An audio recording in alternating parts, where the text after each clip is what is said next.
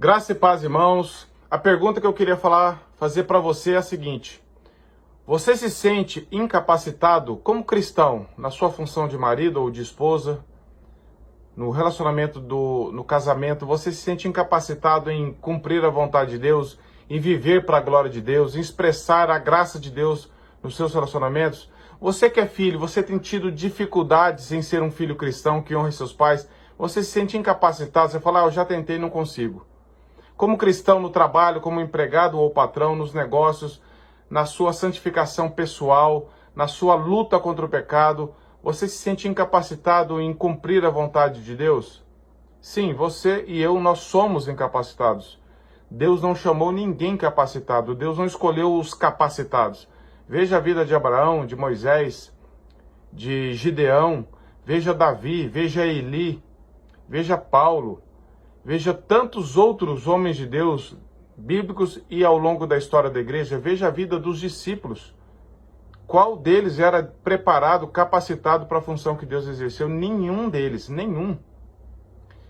Mas isso é para expressar apenas a glória a Deus. Isso é para mostrar que Deus chama pessoas totalmente incapacitadas e capacita elas pelo poder do Espírito Santo. Então não desanime, principalmente na criação de filhos. Nós somos incapacitados, nós erramos demais. E por nossa conta própria nós só erramos.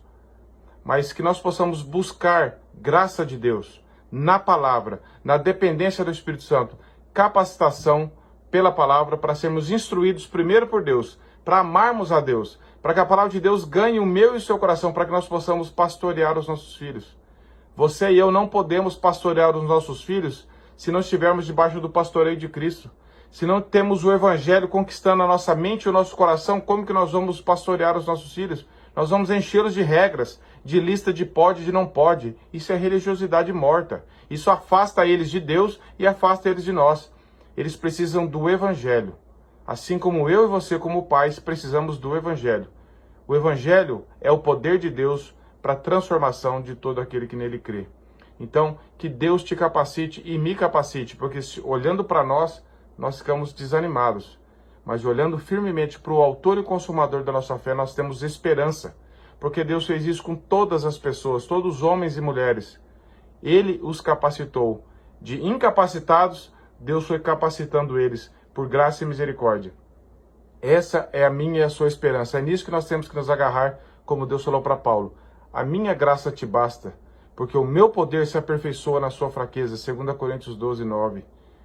O poder de Deus se aperfeiçoa à medida que Ele nos leva à nossa fraqueza, a não confiarmos em nós mesmos, a vermos a nossa total incapacidade, para então, pela graça, confiarmos somente nele. Que Deus faça isso no seu e no meu coração, para a glória do seu nome. Que Deus te abençoe.